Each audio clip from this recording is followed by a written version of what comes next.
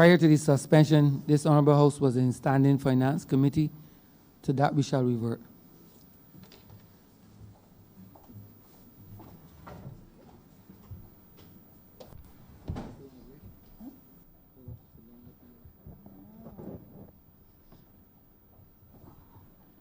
This House is now in Standing Finance Committee.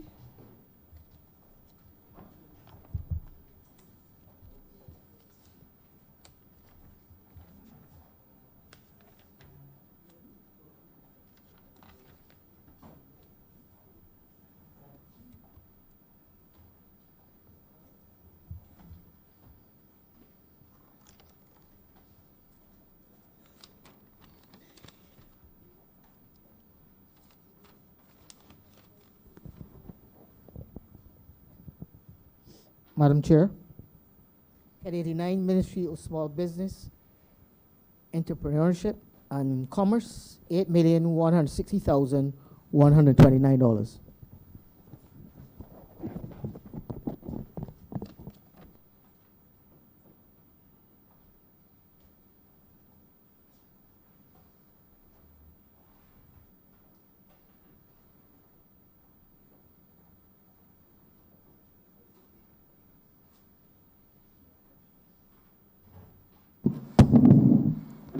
Good afternoon, Madam Chair and colleagues. Would you permit me to bring members of the Ministry of Small Business, Entrepreneurship and Commerce to join me? You may. Thank you, Madam Chair.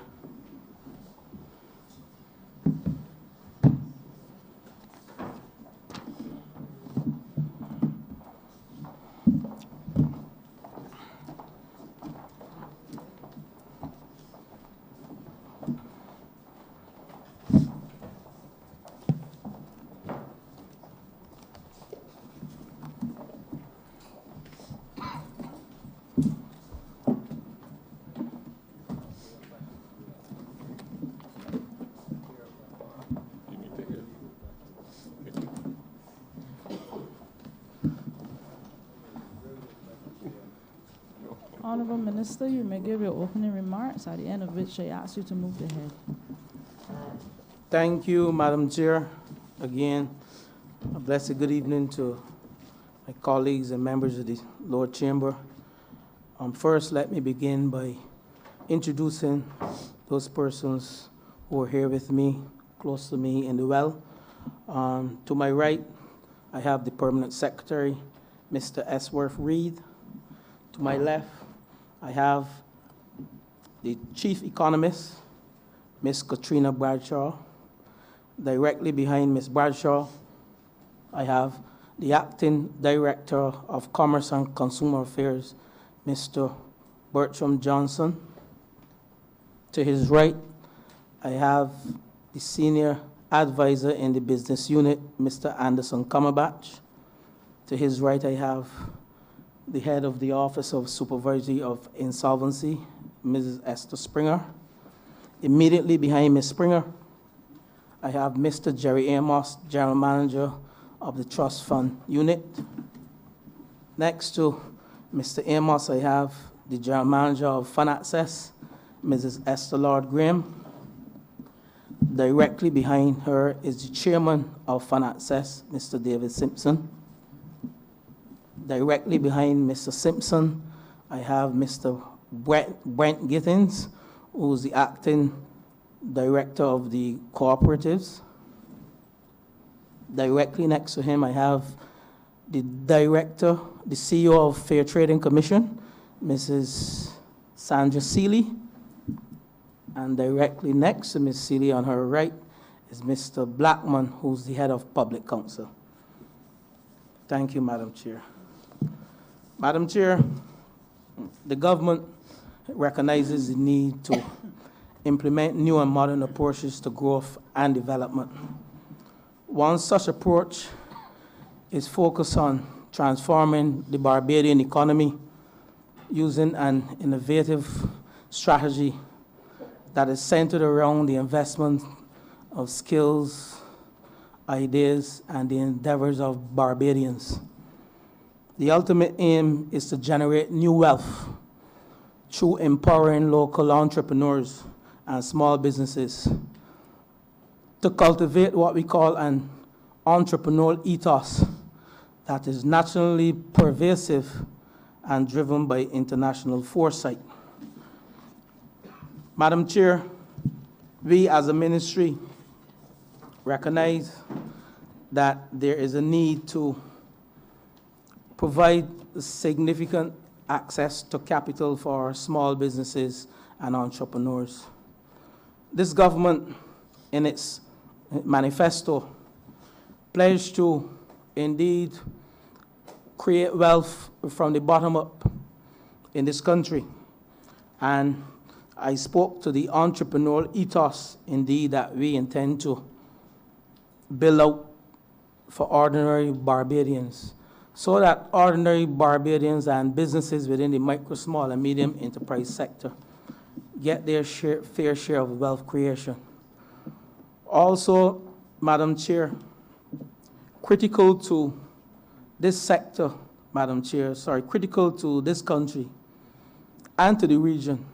And if we examine both regional and extra-regional, we will recognize that the micro, small, and medium enterprise sector accounts for some 40 to 50% of GDP, and that is known. This government recognizes that from the 1990s, the importance of this sector to the country's social and economic development. And in 1998, we started Fund Access. And Fund Access was created to provide microfinancing to the small businesses. And indeed, Fund Access was started under this government back in 1999 because we saw the need to provide opportunities whereby persons can access finance. Fund Access has today disbursed over 1,000 loans to the tune of $68 million in this country. They have allowed some 791 startups and over 800 or so other businesses would have benefited from Fund Access. 68 million from 1998 to present, 68.1 million. Was Fund Access sufficient? The answer is no. We also recognize the lack of skills in terms of financial literacy among our Barbadian population. And indeed, that has created something called asymmetric information within the banking sector. Despite we have liquidity within the banking sector, over $9 billion lying in accounts, earning interest of 0.1%, we cannot access that capital as a result of asymmetric information. What I mean by that, Madam Chair and members of the Chamber, we recognize that for small businesses, they are high risk. And indeed, banks will only lend you money when they recognize that you can repay the loans. And that has been a systemic problem in the system within the micro, small, and medium enterprise sector. And we recognize the lack of knowledge between the working class, the business class, between those persons from the low socioeconomic bracket, in terms of knowledge of finance, in terms of debt management, in terms of how to access loans, in terms of marketing the business. And one of the things that we will speak about this afternoon is the whole aspect of the Financial Literacy Bureau and what we intend to do with that bureau. That bureau is a framework and a policy initiative by this government that intend to go into the households, the communities, and the schools to teach persons how to manage the finances, whether it is debt management, how to read accounting, how to market the business. And this is to change, not a culture, but change behaviors and indeed allow persons from a very young age to understand how to manage their money. And when you do that, what you're doing, you're seeking to address the asymmetric information challenge that we have currently in this country. And indeed, I think that is what the banking sector is looking for us to do as a ministry, to come up with the policy initiatives that will renown to the benefit of the of the small businesses, the medium-sized enterprises, and the micro enterprises, whereby they can become bankable and access part of that $9 million. If we access 1% of that $9 billion that is sitting down in the banking sector, that renounce to something like $90 million that is available to the small businesses in this country. Madam Chair, over the last decade, we can analyze what was done for the micro, small, and medium enterprise sector within this country. Some may say nothing, but I'm clear that enough was not done to empower and to stimulate growth within that sector. We had persons with wonderful ideas sitting at home. Entrepreneurs, all they needed was a little helping hand. All they needed was a little guidance to allow them to access finance in this country. And that is why growth has plummeted, not because only of investment coming into this country, Madam Chair, but because that critical sector that is instrumental in terms of building out the social and economic landscape in this country, there was a dearth over the last decade. We came to office, Madam Chair, and the first thing we announced was the trust loans. And if we read the manifesto prided itself on creating opportunities for all. And we heard the member from St. Michaelis who speaks to the egalitarian approach, equal opportunities for one and all. And indeed, that is what our manifesto and this ministry was charged with, to build out that key sector, hence the trust loans. So Fund Access started in 1998. We came in 2018, and we provided seed capital for those small and micro businesses who have tremendous ideas, the skills, and what it takes to indeed build up this sector. The only thing they were lacking is financing.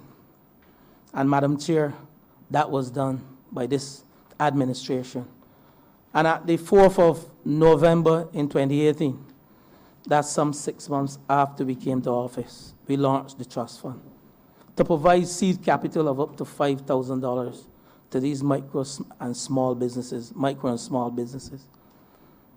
That program, Madam Chair, we will speak to it later on. But Madam Chair, that program has gone extremely well and has benefited. I will leave the details for later on in my presentation, where members of the general manager and the chairman can speak to it. But that program has gone exceptionally well, and we have started to see the benefits. Over 2,000 small businesses and entrepreneurs have accessed that funding.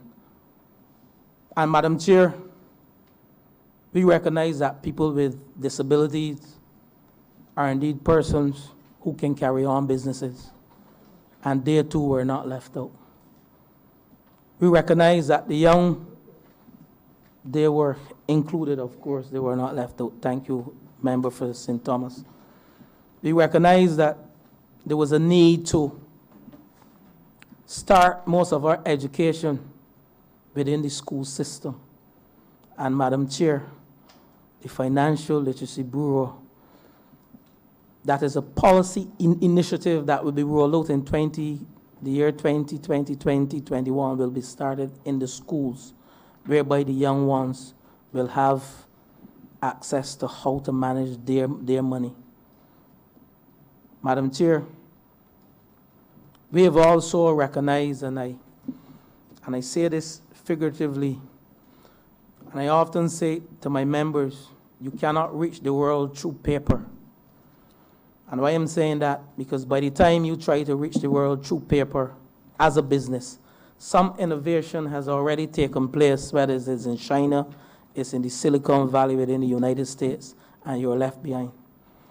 And in saying that, I want to thank the Ministry of Innovation and Smart Technology, who at every step, as we try to build out the micro, small, and medium enterprise sector, utilizing a digital platform.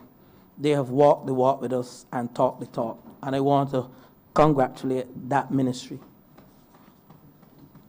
Madam Chair, we recognize that the time has come, in accordance with the World Bank report, the ease of doing business has been a challenge for developing countries. And we are ranked, I think, 94th out of 190 countries. And we set about within our ministry, we have a role to play with respect to the ease of doing business. In the last year and a half, we set about the whole aspect of moving one of the most anachronistic pieces of legislation, the whole liquor license regime. We set about to move it from the magistracy jurisdiction to a commercial jurisdiction within the Ministry of Commerce.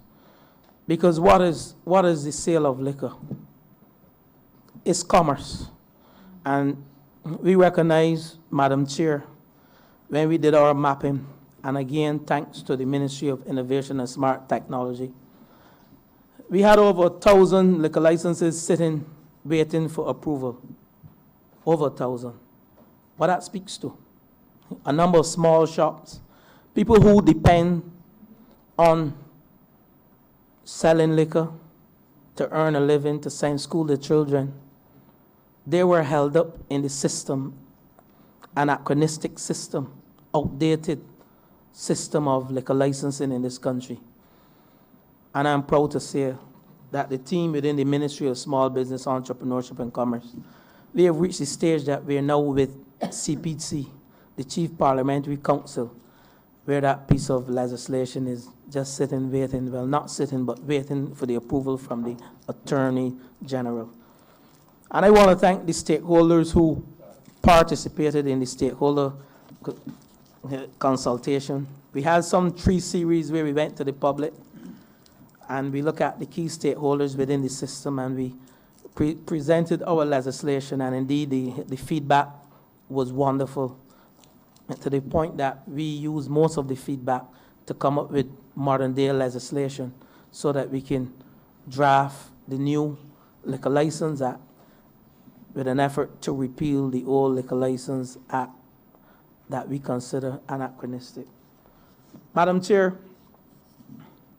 there are many other initiatives that this ministry would have embarked upon, and I stick with the ease of doing business because we have seen a trend in this country where a number of businesses have filed for bankruptcy or they have filed for insolvency within the department of the Office of Supervisory of Insolvency. And we recognized there was a need to review legislation and come up with modern day legislation to assist these businesses. Because one can give the example of Red Jet, who filed for bankruptcy some years ago. And that file was lodged with the Court of Appeal for some years. And indeed, when you file for bankruptcy, you have the debtor say to your, thank you, Madam Chair, I have 2 more minutes. Say to your creditors, I have a challenge paying you. So I file for bankruptcy, and it goes to the court. And we expect some expeditious operations within the court system. And we know what happened within the last 10 years, the last decade. And it turned out, while the trustee who acts on behalf of both the creditors and the debtor to ensure that the creditors get their money back when someone files for bankruptcy, that matter stayed within the court system for such a long time that one of the persons who had to go to the Court of Appeal to sign off to say, hey, listen, look, this is what we need to do, and I agree with the process. Let's pay these creditors. That person died, and as a result, the creditors were unable to get their money back. In addition, Madam Chair, why the Office of Supervisory of Insolvency resides with this ministry because many small businesses rely on those big businesses for a living daily. And indeed, one of the cases we are reviewing presently, and I won't call the name of the company that has filed for bankruptcy. We will discuss that later. That company has some 58 businesses associated with it, small businesses. And as a result, we can see what will happen to the micro, small, and medium enterprise sector if we don't address the Office of Supervisory of Insolvency as it relates to the Bankruptcy and Insolvency Act, to ensure that we put in place legislation that is modern day and regulations that indeed can withstand the test of time, to ensure that our creditors get their fair share and get their money back. But it's not just all about bankruptcy. When you come to the Office of Supervisory of Insolvency, we want people to know that you come to file proposals to see how best we can save your companies. So the modern day legislation will address that, dealing with debt programs. That is what we are seeking to do, to empower and to keep the micro, small, and medium enterprise sector, businesses and entrepreneurs in that sector alive. So, Madam Chair, I will pause because I recognize you've said to me that the 10 minutes is up. And I want to beg Madam Chair that Head 89 stand par.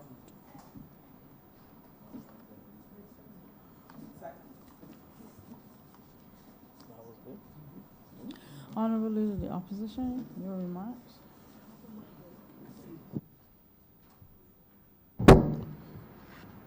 Thank you, Madam Chair, and thank you to the Minister for his opening comments and to his team for being present in support of the Ministry's program as represented in the estimate. So I'll start with comments, go straight to a question or two. Minister, you hail the successes of the Fund Access Micro Enterprise Business Program. My query was, when's the program? What can we anticipate?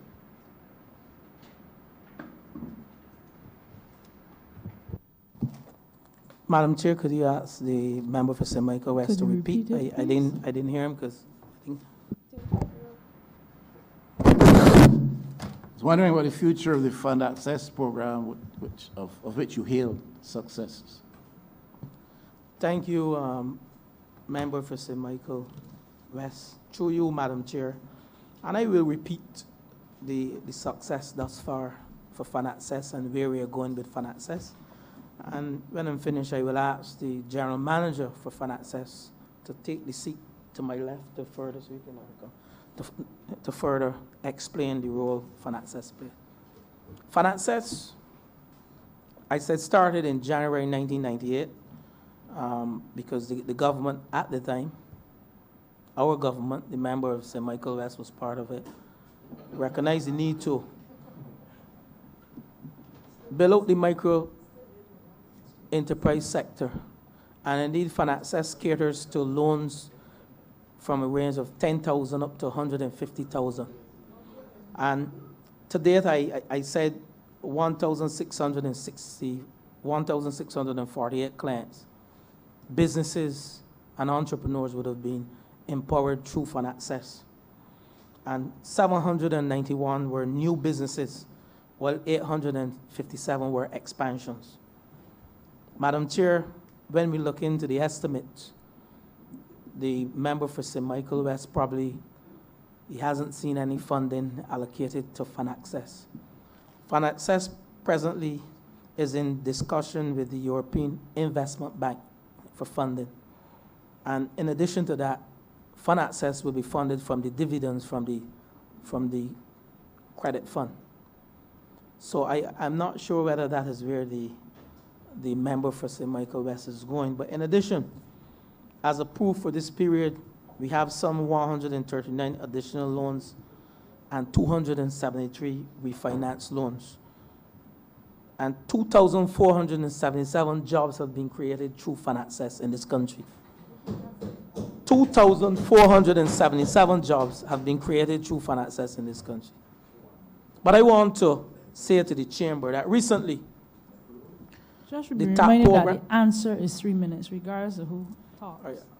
I'll pause now, Madam Chair, but I will speak to Fund Access in more detail because they're.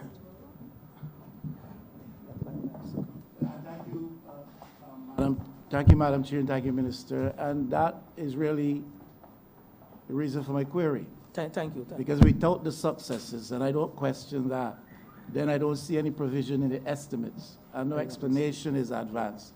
Then I have to ask a question. No need to get stirred. Be calm.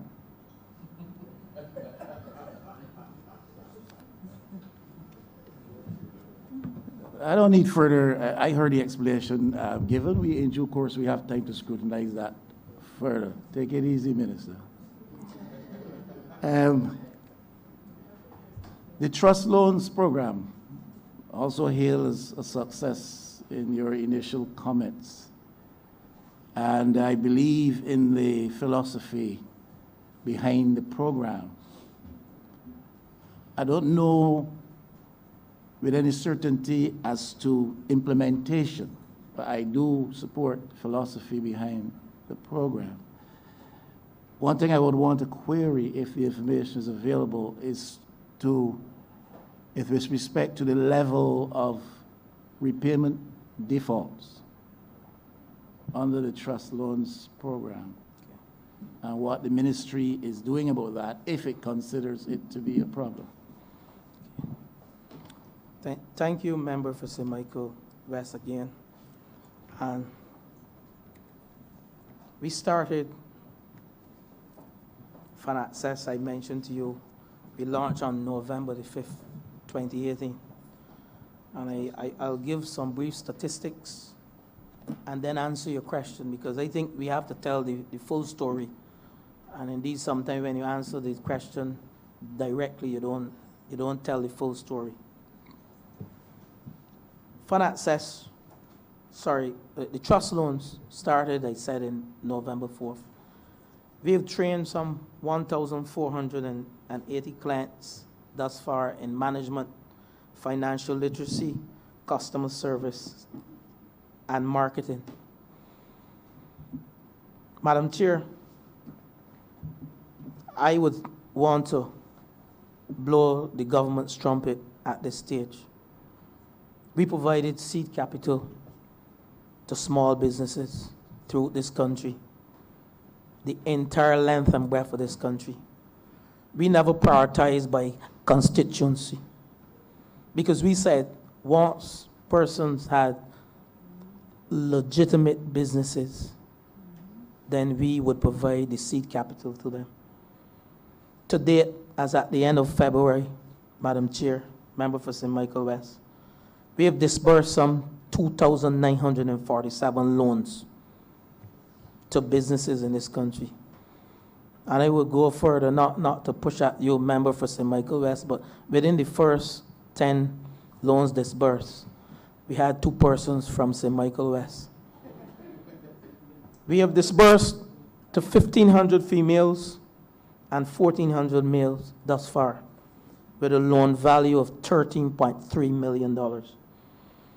If we measure delinquency, how it is measured normally by most financial institutions, we have a 10% delinquency rate. But Madam Chair, we have gone further than that.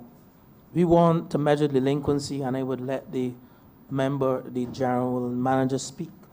We want to measure delinquency based on when you're due for payment and you don't pay on that day, we call that a delinquent person, not in the sense of the person being, but within the financial system. So we are not utilizing the traditional method, because we recognize with the trust loans, it was based on the concept of we trust you, and we trust you to pay, you trust us, and we trust you to pay. And there were no requirements for guarantees or guarantors. You just had to register your business and you come. But we never dispersed the loans when you showed up with a legitimate business. We made sure that every single client went through a process of training in management, financial literacy, customer service, and marketing. So part of the $10 million that were given to the trust loan and will be given to the trust loan annually for the next 5 years was used in training. And we utilized those small businesses within the private sector to train the clients, reputable businesses. And I want to congratulate the team at the trust loan and the general manager and also the chairman who brought a level of prudence and good financial management to the trust loan. But I will hand over now, Madam Chair, to the general manager who will speak to us more on delinquency and what are the systems that he has put in place to ensure repayment in accordance with the schedule.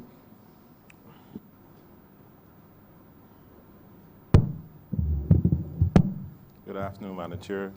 Good afternoon to members of Parliament. As it relates to the question Sir, sorry, please introduce yourself. I'm sorry. Jerry Amos, General Manager of the Barbados Trust Fund Limited. As it relates to the question on delinquency, what, as the Minister alluded to, what we looked at rather than the traditional, conventional way of looking at delinquency, we thought it would be better to look at those who paid versus those who did not pay. The reason for that is that the portfolio is very young. We have just been in existence now for about 18 months, sorry, 14 to 18 months, and the portfolio is really young. And to look at it as traditional, conventional would actually not be fair to those looking on. So what we have done is we've looked at the repayments. We saw that some, when we started, we were actually helping entrepreneurs out there to actually recover because there would have been a period of time where these businesses would have really gone down, and the figures would show that a lot of our applicants were really businesses that were existing already and actually needed a leg up. So we found that if we got those persons to really get the business going, that things would improve. So over a period of time, we have realized that the payments have steadily improved, and in the last 2 months, I must say, our payments per month have doubled actually. So we are really hopeful that going forward that the payments will continue to improve. What we've done, we've put measures in place. We have actually brought on additional persons for compliance to actually reach out to these persons. But we are not only looking out for these persons for payments, we also want to know if there are challenges. So we have our business development team working with our compliance team. In the event that persons who cannot pay, we just don't want to run them down and say you have to pay. We want to find out why they are not paying and in any way we can help, whether it's through training or using one of our partners to actually try to lift them up. We have also looked at other arms. Rather than persons coming to the trust fund for payment, we have used SurePay and Case Sharper so persons can actually go to SurePay and Case Sharper to make payments. In the last month, the SurePay has really helped us out a lot, and persons are really going there to make their payments. So I must say that the payments have improved significantly in February, and we're very happy the way we're going thus far. Yes, ma'am. Probably my third question, I think, if I'm counting correctly. If not, I'm sure the Honorable Leader of Government Business will put me on track. Has any study been done, as far as we know, as to the required level of capital for startup business, small enterprise context in Barbados? And if a study, in fact, has been done, what is the volume of capital needed to start businesses, small, medium size, in Barbados? And would the Minister advise his cabinet that perhaps the government can make a radical shift in how small businesses are financed by guaranteeing loans before the traditional banking sector? Some of that $9 billion in liquidity being unused that you talked about.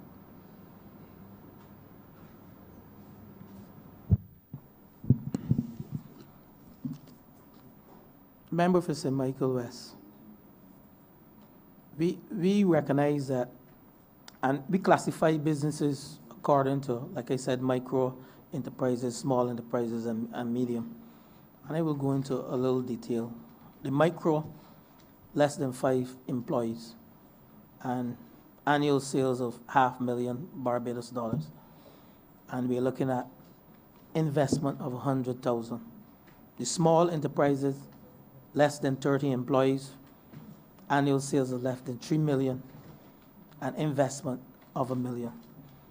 Medium enterprises, less than 100 employees, and less than $8 million, and investment requiring less than $3 million. Now, when we look at the sector, studies have been done prior, and I will admit that since coming to office, we have not done studies ourselves, but studies were done to inform us as to the amount of capital that we need. That's why when we speak to agencies like the Barbados Stock Exchange, we speak to the Credit Guarantee Fund, we speak to the financial services sector, which is part of government. We recognize that to fully get this sector going, we're only asking for 1%, that what we see as roughly about 90 million, between 50 to 90 million, to cater to the entire sector, small, micro, and medium enterprise sector. But to say to you that we have done a study, we have relied on work that was done prior, and indeed probably it is timely for us to do one. But let me say to you, the whole aspect of the banking sector, and I don't want to spend the afternoon criticizing the banking sector, but I spoke about the asymmetric information and the high risk associated with this sector, and that is why funding has been tight. And also the need to move those persons from the unbanked to the banking sector. How can we do that? We need to unleash capital. There's no shortage of capital in this country, unlike most developing countries. When you look at what is happening within developing countries, you'll see they have a shortage of capital. We don't have a shortage of capital. What we have within our country, what we have here, we have a number of persons who, as a result of the lack of collateral, they're not being exposed to lending from the banking sector. And we, as a ministry, we're looking at a number of schemes whereby we can unleash capital to this sector, indeed to build up the micro, small, and medium enterprise sector, and to give us our fair share of both social and economic development in this country. Some of the schemes, the Credit Guarantee Fund, which is with the central bank. We have some, I think it's about $80 to $90 million that have been allocated through the IDB, and this funding will be used as guarantee for some of these businesses, up to 80%. We also need to develop something called collateral registry. Gone are the days when banks will only lend to you because you have a house, because you have a piece of land sitting down. We want to create a collateral registry for most of the micro and small businesses. What that means, that's a registry whereby you can have your equipment used as assets, that the bank can not only recognize the land, but they can recognize your equipment, the tools you have. And once we begin to build our sector, those persons who have accessed the trust loans and Fund Access, members from Fund Access would have accessed the credit guarantee scheme through the central bank. So we have a number of tools that were lying dormant for the last decade that we really need to bring back to the fore within the micro, small, and medium enterprise sector. Let's talk about the Innovative Growth Fund, the Barbados Stock Exchange. We need to give our companies the opportunity to be listed on the Barbados Stock Exchange. If we examine Jamaica, which is close to us, you see how the venture capitalists came to the Jamaican economy, and that sector is indeed a very vibrant sector in Jamaica right now. But that was private sector led and not government led. But we have those two tools available, and that is the mandate of this ministry. How do we unleash capital to the micro, small, and medium enterprise sector? Honorable Member for Christchurch West. Thank you very Ma'am, No comment? yeah, comment, just a response. I think my honorable friend polytrotted a bit around the answer. He gave me some defining characteristics as to how you classify a business as small, micro, or medium, and did not refer to any level of capital considered to be feasible for viable efforts to start and develop an emerging business. And then he did not tell me whether he's bold enough to say to his cabinet colleagues, look, let's stop trying to provide limited funding access windows for these smaller businesses. Let's facilitate these businesses in interfacing with the traditional banking sector at $9 billion. Is he bold enough to tell his cabinet colleagues, let's go that route, rather than government use limited funds to provide small windows? That's the issue. Member for St. Michael West, I will be lucidly clear to you. And I'm saying to you, and I mentioned the asymmetric information, we don't control the banks. But what we control as a government is policy. And I have said to you, the banking sector, we will create the level of financial literacy that our small businesses and micro businesses will become bankable. Madam Chair, I am not asking government about controlling the banks, although state machinery can bring some pressure to bear on financial institutions. I am asking about government's control over its own finances, not the banks. Whether or not the government is prepared to put itself in a position that it can help small business people in Barbados to interface with the banking sector by providing some mechanism of guarantee, giving the banks a greater degree of certainty of repayment. That's what I'm talking about. Madam Chair, I am not sure if the member for St. Michael West heard me. I spoke about the enhanced credit guarantee scheme that is available to the small businesses through the Financial Services Commission and is kept within the central bank and funded by IDB. And the Prime Minister spoke about this in her budget. That is one of the schemes, member for St. Michael West, and that scheme has been provided with some $80 million that is available to the small businesses. And I will allow the General Manager for FinAccess to explain to the Chamber how businesses within FinAccess would have accessed the Enhanced Credit Guarantee Scheme from the central bank. And that is one of the government initiatives, policy initiatives. The other one, Madam Chair, you have me calling you Prime Minister, not there yet, right? The whole aspect of the innovation and growth market, which is the Barbados Stock Exchange. When you begin to list companies, their first initial public offering, companies with over 200,000 market capitalization, those are companies we allow investors, once we begin to list companies on the stock exchange. Jamaica did it extremely well, and it was private sector driven. And you allow your investors to take at least some 30% of the investment within the companies.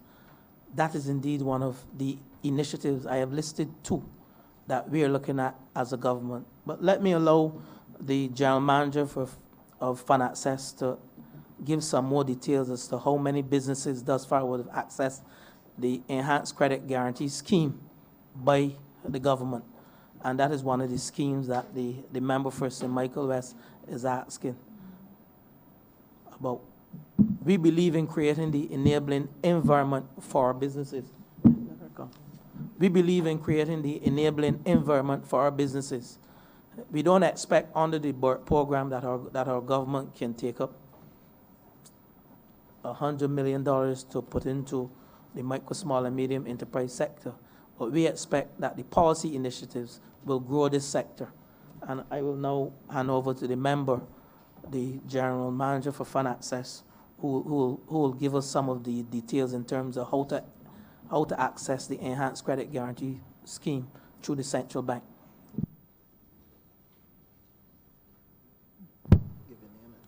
Good afternoon, Esther Lord Graham, General Manager of Fund Access. Could you repeat the question, please? Okay, some businesses from Fund Access have access guarantees through the central bank's credit guarantee scheme. The guarantee scheme ensures 80% of the loan balance. In the event that the person cannot make the repayments, we can claim on the scheme and receive 80% of the outstanding balance. For this, we pay insurance of 1.5% every quarter on the total loans outstanding that are guaranteed by the scheme. Thank you. Honorable Member for Christchurch West. Thank you very much, Madam Chair. And I have a question for the Minister as it relates to consumerism and consumer protection. As you're aware, everyone who goes into a shop, a supermarket, whatever, and buys something is a consumer and relies on the state to protect them with respect to price gouging. We're seeing all the problems with people panicking about the COVID virus and price gouging. And I'm asking, what programs and what policies is your ministry putting in place to protect the consumers in this country? Member for Christchurch West, indeed you have bowled a curveball, but nonetheless we'll try. The ministry has the responsibility to protect consumers. We have under the Miscellaneous and Controls Act, which deals with imports and goods coming in to the country. And I will start with the last part of the question. We speak about the old COVID-19. We have an act called Consumers Protection Act. And indeed, that is how we protect our customers. We try to give the customers most of the information. We monitor supermarket prices, and we produce what we call the retail price index or indices on a quarterly basis to look and see how the prices are moving in this country. And indeed, since the reduction of the NSRL, member for Christchurch West, we have seen some reduction in prices, but they have not gone back to the pre-NSRL dates. We intend, though, one of the avenues that we intend to push consumerism is to publish the retail prices on our website. We are not about publishing supermarket names, but we are about giving the customer the choices, because we believe a well-informed customer would do well to enhance its social being and also the economic landscape in this country. Price gouging, Madam Chair and member for Christchurch West, we recognize that under that act, we will look at our regulations to see when we have something like storms and when we have the COVID-19, that we put something in our regulations. We are not going to go after the legislation, the Miscellaneous and Control legislation, because we speak to both the Consumer Protection Act and the Miscellaneous and Control Act. But we will have to put something in the regulation of the Miscellaneous and Control Act to ensure that there's no price gouging in the country, because we removed price control eons ago, and I think the member for St. Michael North, he did a lot of work in that area. I think he sat in the chair that I'm sitting in, and I can't recall the year that we removed price control, but we only have price control on one product, which is petroleum products in this country. All other products we don't have price control on. And in 1997, I think, when we introduced the VAT, that is when we began to police and do our necessary checks with our supermarkets. Thus far, we would like to see more information going to the consumers, and that is one of the avenues through which we will publish the prices. I have to come to Cabinet with that recommendation, And once Cabinet approves that, then we will begin to publish prices and to inform consumers more. But we need a vibrant consumer body. So we will speak to the NGOs and come up with a vibrant consumer body. Right now, we only have probably 1 or 2 persons who lobby on behalf of the consumer. But our role as a ministry is to ensure that our consumers are treated fairly, whether it is through regulation by the Fair Trading Commission, whether it is through public counsel who deals with any issues less than $10,000 as opposed to going to the law court, or it is through the Department of Commerce and Consumer Affairs through those 2 pieces of legislation that I spoke to you about. But let me allow the acting director of Department of Commerce and Consumer Affairs to give his little speech on the whole aspect of consumerism. Thank you, Madam Chair. Bertram Johnson, Director Acting, Department of Commerce and Consumer Affairs, members of Parliament, good afternoon. It's remiss to say, first of all, that the Department of Commerce balance 2 things, the preservation of commerce and also the protection of consumers through the Consumer Protection Guarantees Act. And we, in seeking to do that, as I speak to consumerism, we do that through looking at the retail basket of goods of over 300 products, important. And that started from 1997, when you had the introduction of VAT, and the Department of Commerce, then Price Control, was charged with the responsibility to monitor prices in Barbados. And to date, we have continued to do that. As the Minister said, to date, we work very closely with the Statistical Department and the Research Unit of the Ministry in compiling data to track the price movements across these 300 baskets, plus those that are captured in the retail index that on the food items that the Department Barbados Statistical Service monitor.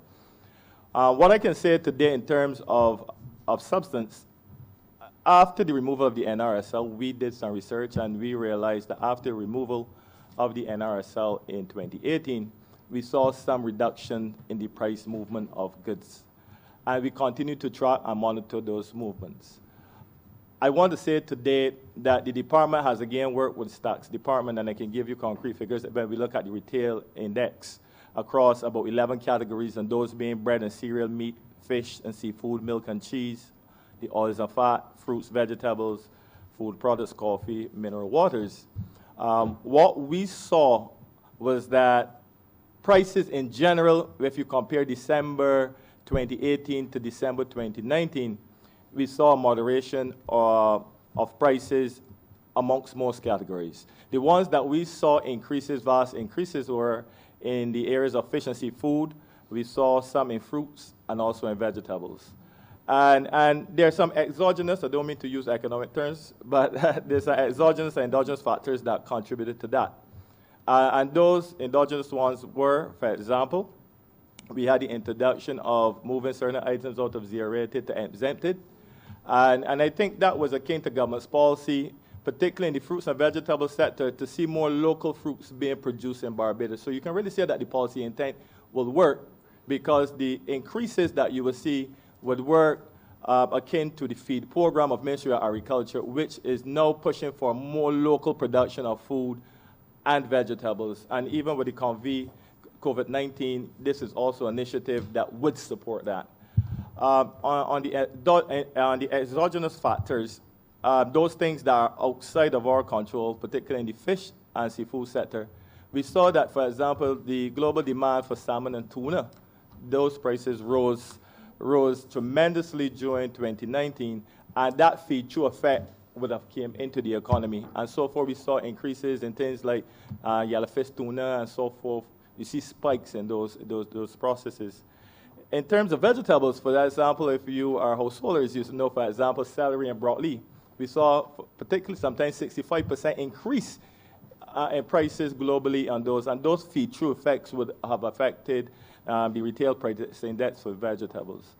However, what we have sought to do is to continue to work with all stakeholders to make sure that we have a model for sustainable development for agriculture product and fisheries product. So we are working assiduously with the fisheries policy through the cooperatives movement, where we have over 6,000 fisher folks, where once we organize those fisher folks through a cooperative model, we can see that redounding into a better management of the fisheries policy. And I know the Minister of Maritime Affairs is here, But the department or the ministry, I would want to say, is working seamlessly with that agency. On the agriculture front, as I said earlier, we're working with the feed program and we're feeding input into that analysis. So if there are any further questions, I don't want to take up all, but those are some key interventions. But the last one I want to say that had read down, and this will be the last one at this point, that the soft policy, where we had, led by the minister, meeting with a number of distributors and supermarkets. We saw those interventions leading to what we call a holding of prices in the supermarkets and gas stations and other distributors set to join this period. And what I want to say that one of the successes of that intervention was a broadening of commerce. You will see in the supermarkets and particular gas stations a more uptake of a lot of local products. And I want to speak specifically to bottled water. You will see a lot of local bottled water being sold now in having more shelf space. So the interventions, again, is helping to reduce foreign exchange in certain sectors, but also even in the prices within the market. So thank you for your indulgence. Much obliged. Thank you very much. Very concise and precise answer. I want to turn to something that the minister spoke about with respect to the unbankable people in our society. He did mention it, and I wonder if you would be able to expand on what programs and policies your ministry is putting in place to be able to help these unbankable people.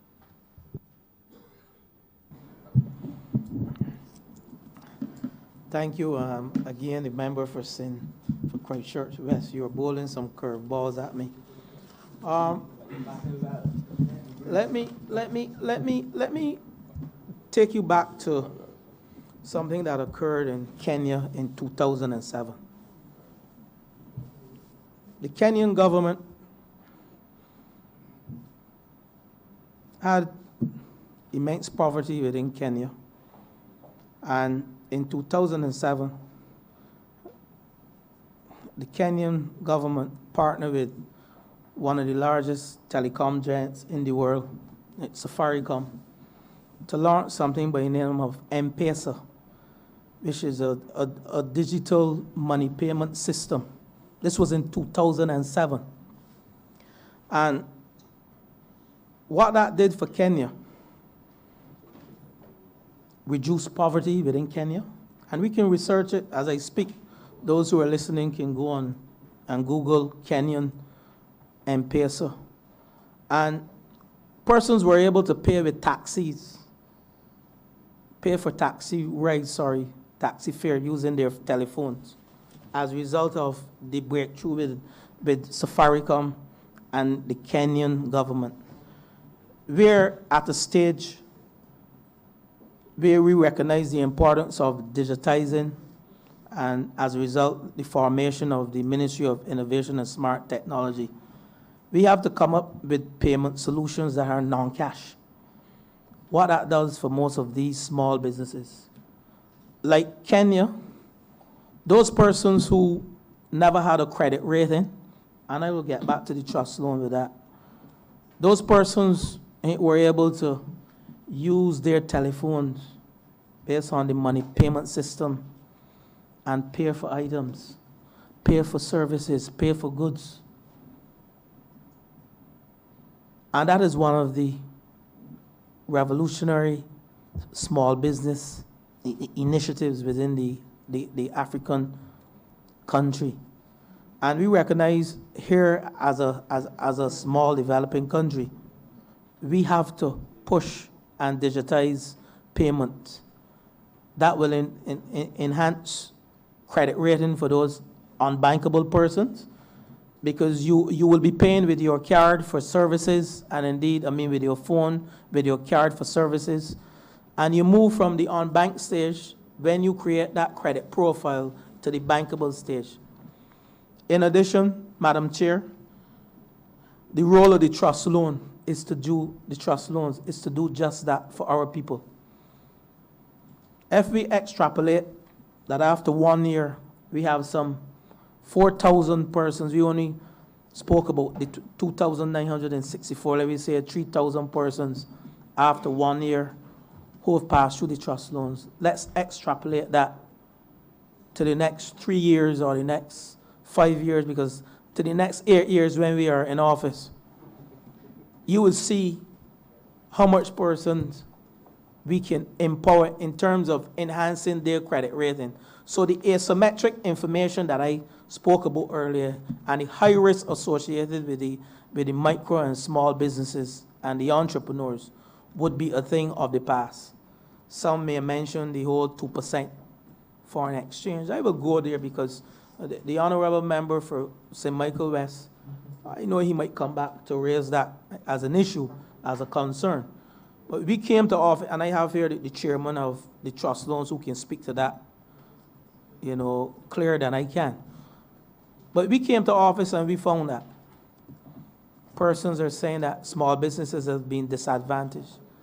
But once we create digital payment solutions and we utilize that ICT platform, I have a saying, you can't reach the world through paper, and I often say it to my team, we will indeed allow those persons who are unbankable to become bankable. So once you create all these digital payment solutions, you will reduce your transaction costs. So you will find that indeed buying things online become more economical or less expensive, and that 2%, which will be a short-lived revenue generation, we are still in the BERT program, and of course we have to generate revenue. So I say to the small businesses, let's focus, and the government has the wherewithal, and we have been doing it to create the digital payment solutions, and that is one of the items on the trust loan and fund access agenda for the year 2020-21, to come up with payment solutions. And I urge the telecom companies to provide their platform, so when we break through with some innovation in terms of a payment solution, the cost of doing business and the cost of transacting business within the micro, small, and medium enterprise sector becomes a lot lower. I don't know if I have answered you, or if you want me to go into more detail with the stock exchange and the peer-to-peer lending. I don't know if I've Yes, done Minister, enough. I think you've answered very pellucidly clear, as you would have said. My final question has to do with the banking sector. I hold no brief for the banks, and that is clear, and they are aware, and we are all aware. My brief is for the people of Barbados, and by extension, the people of Christchurch West. And what we've seen over the years is a change in the business model from banks. Years ago, banks used to make money based on loans, and they would charge an interest, and based on that interest, they would make a profit and have that money to be able to lend it to others and make those profits. What has happened over the years, they've become so risk averse and have stopped making those loans that we would expect them to make, and instead, they make money based on fees. And those fees and the way that they charge those fees is essentially unregulated. And I'm wondering, in your ministry, what ideas or concepts do you have with respect to regulating how banks charge fees in this country? I recognize that at the central bank, they've had some discussions about the banks and their fees. But essentially, it appears to me that there's unregulated. So what ideas and what programs and what policies is your ministry looking at with respect to the banking sector, and how that business model has changed to be able to make money on fees rather than make money on loans? Minister, again, I said you're really bowling some curveballs. I'm not sure. That's what I'm here to do, Yeah. Minister. Thank you, I'm not thank here you. to ask you easy questions. Thank you, sir. Thank you. I'm not sure if it falls within our remit or within the remit of the Ministry of Finance, but I will attempt to answer, and thereafter I will allow the chairman of the trust loan, Dr. Clyde Maskell, to come in, because he's more competent than I am to deal with these matters. Your point is absolutely correct in terms of the amount of money lying in the banking sector, and you're putting your money into a bank, and you are earning about 0.1% interest on it. Recently, I saw a small business person, who, for some reason or the other, a check was returned from the bank, and the check was not more than $3,000, and that person had to pay a fee of $200 to the bank. I won't call the bank name, but the role of the bank, and I understand, I'm not sure whether we can regulate the banking sector. I would allow the chairman to speak. But what this ministry will do, and I'm charged with the responsibility to, number one, make the Barbadian public, starting with the schools, more financially literate in terms of the Financial Literacy Bureau, whereby they will know how to manage the money, they will understand debt management, credit cards, why not to have such high credit cards. We will start within the school system. I sent my son at age 12 to a credit union summer camp, and he was doing modeling with trading on the stock exchange at age 12. These are some of the things we need to do within our school system, and I know the Minister of Education, the member for St. Michael Southeast, she is listening to me, but we have not yet gone to her with this proposal, and it has to go to cabinet. So whereas I would like 1% of the $9 billion sitting down in the banking sector, and to ask the bank to ease the fees publicly for the micro, small, and medium enterprise sector, and to do a similar thing to what the trust loan is doing. Trust your people. Help build that financial literacy element where the asymmetric information becomes more symmetric, whereby the risk then and your interest rates will be lower. Because for the banks, they're going out and doing research on the small business, having a high transaction cost associated with it. So that's why the cost of the interest cost goes up. But we as a government and as a ministry, we are charged with educating our people to help them make better financial decisions. We are also charged with coming up with other policy initiatives, driving our digital payment systems that would allow our people to enhance their credit rating and their credit profile. But in terms of regulating the banks, member for St. Michael West and the Chamber, I'm not sure that falls within the remit of my ministry, so I will hand over now to the chairman of the trust loan, Clyde Maskell, who will go more in depth into the whole aspect of regulation of the banking sector. Good afternoon. I'm Clyde Maskell, whoever he is. I'm not sure who he is. But, over the last 10 years, the most fundamental factor or issue in the economy was stifled. It is called disposable income. People did not in any way receive salary increases that I can recall, but they encouraged higher taxation, meaning that they had less disposable income. The average individual either spends or consumes out of disposable income, or he saves. The problem is that when you have to consume more than you're saving, it is highly unlikely that you're going to have an appetite for borrowing money. And therefore, in that environment where the government was requiring money to be shifted to them to finance the extraordinary deficits that they had, we had some pressure being put on the system, the entire banking system. The banking system was then seduced into placing more money with the government. And as a quid pro quo, the banking system was permitted to fix its own deposit rates, and as a consequence, lowered the deposit rates substantially, thus discouraging people from wanting to save. But since we do not save only for speculative reasons, we save for precautionary reasons, we save for transactionary reasons, you will still see a buildup of money in the system.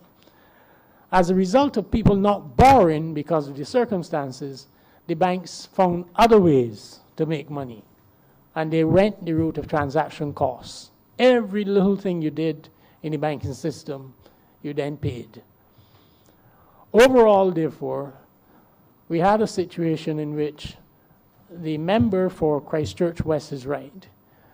Because there was a dampening of demand for loans, the commercial banks found ways to make money and put pressure on the public as a whole.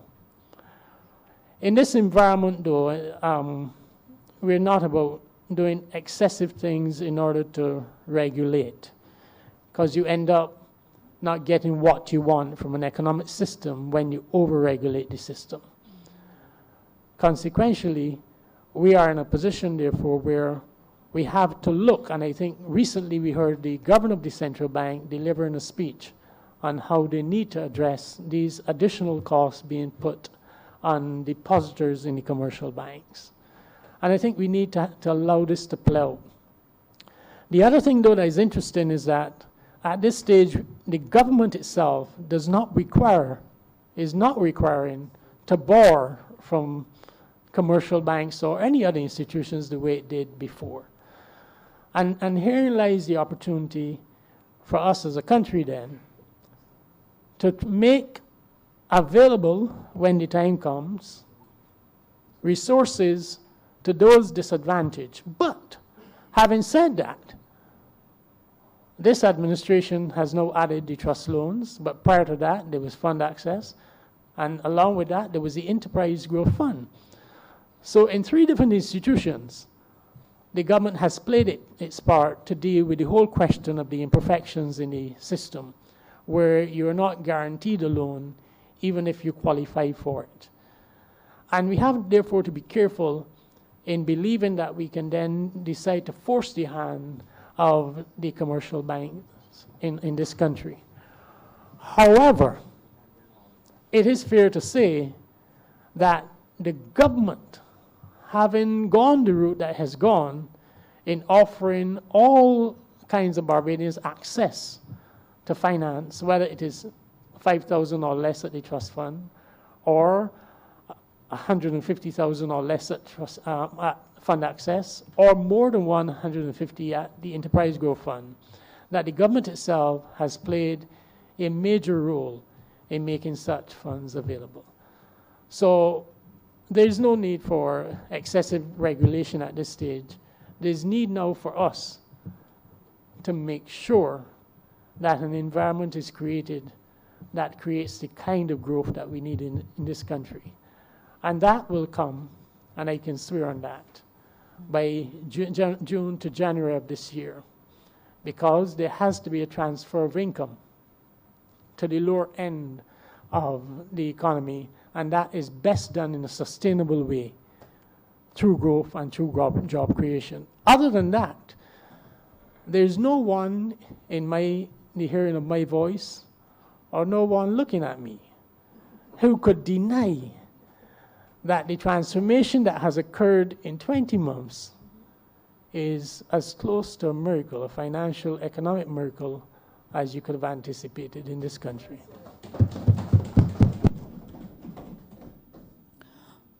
Honorable Member for St. Michael South. Sorry, Madam Chair. My question was asked by the member for Christchurch West. Okay. So I'll pass on. Thank you. That's all right. Honorable Member for St. James South. Thank you very much, Madam Chair. I want to start by congratulating the Ministry for the work of the trust loans. The trust loans, for me, has done a lot for people in my constituency. People who have not been working for a long time, people looking around for something to do to earn income to take care of their families. And therefore, the trust loans has made a lot of difference to people in my constituency. And I was particularly pleased when Mr. Amos also spoke about the fact that when people were not able to make a payment, that a sledgehammer was not used in dealing with them. But you bring them in, you talk with them, you find out what is the problem, and you help them to come out of it. So I want to express appreciation for that, because people really, really need that. Now, one of the things, a question I wanted to ask the minister, I remember that he had done a presentation about bringing together a whole set of agencies who deal with the small business group, and you brought them together under one umbrella to enhance cooperation and enhance the services to the small business sector. I consider that to be an extremely important instrument. I just wondered if you could share about that particular agency and what are the expected outcomes, what are the things you anticipate they will be able to do in aiding small businesses to be able to do well within the economy. Member for St. James South, I want to thank you for the question. We recognize that the last decade, or somebody said the last decade, or I would say the last decade, and could be the last decade. It's probably the last decade, but you know, I like to move forward and focus on what we as a government, what we are going to do and what we have been doing since 2018. We recognize that the micro, small, and medium enterprise sector, you had a number of players doing many things. And the fact that there was no focus from government in terms of creating that entrepreneurial and that ethos that we require to build the sector, we find a fragmented set of players tumbling on each other. So when we came to office, even though the Small Business Development Center, which is an operational framework that you're speaking about, that was developed, a memorandum of understanding was signed between the United States, the Organization of American States, and this government last year. I think it was in the month of November. And when we signed that memorandum of understanding, that was with a view to adopt the Small Business Development Center network. That is the operational framework used by the United States to bring all of the small business agencies under one umbrella. So the cohesiveness that is needed within the sector was indeed achieved. So we have BIDC, Barbados Investment Development Corporation, Youth Entrepreneurship Scheme, we have the Small Business Association, we have FunAccess, then we have Barbados Youth Business Trust, which focuses on at-risk youth. And the member for Christchurch West Central, during his presentation, one of his members spoke about that. We also have the Barbados Trust Fund Limited. And last but by no means least, the new addition to the network was the Samuel Jackman Prescott Institution. So we now have all of the agencies under one umbrella. And what is critical to this umbrella is this whole near zero database that we have, whereby we are capturing information on how these businesses are doing. So one of the requirements of all of the agencies under the Small Business Development Center network, they have to input data on all of the businesses that they're indeed trying to build out, that pass through their institutions. For instance, BIDC, Barbados Investment Development Corporation, deals with the export arm, They provide business development services. So when businesses have shown that they are ready to take on the world and that the 166 square miles is, that's not their home alone, then they go to BIDC. And what is captured within this near zero database, and I have an example here. I won't make it a document of the house, but we are looking at job creation, job retention, business started, business expanded, persons trained, loan, values of the loan, finance provided, number of business accessing whatever services there are, new investment, and we are measuring it. So at the end of the day, under that umbrella body, we're able to measure the impact of the micro, small, and medium enterprise sector to both social and economic development in this country. I will pause at this time because behind every minister, and this ministry has a number of persons who have worked tirelessly, arduously, putting the work day in, day out. And I have to my right Mr. Anderson Cumberbatch, who has spearheaded the whole policy initiative, and he will go more in depth into that. But to answer you, member for St. James South, we have now rescued the micro, small, and medium enterprise sector from the last decade, and we are now measuring the impact of the micro, small, and medium enterprise sector to Barbados' economic development and also the social aspect. Because within most of these frameworks, we have to deal with poverty. So don't underestimate the role that the trust loan is playing. Up to $5,000. Those persons, some persons don't want to go overseas. Some persons with these businesses, they just want to provide for their family.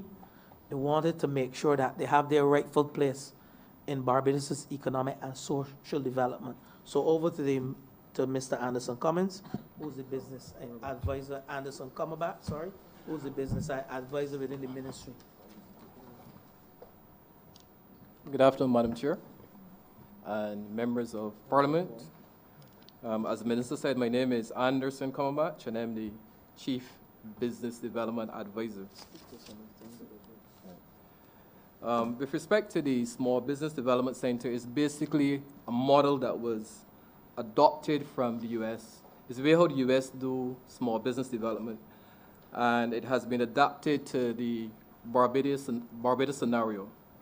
As Minister indicated, the network consists of persons from the BIDC, the Youth Entrepreneurship Scheme, the Small Business Association, Fund Access, Barbados Youth Business Trust, Barbados Trust Fund Limited, and we are hoping to bring in our cooperatives department so that we capture all of those small business agencies.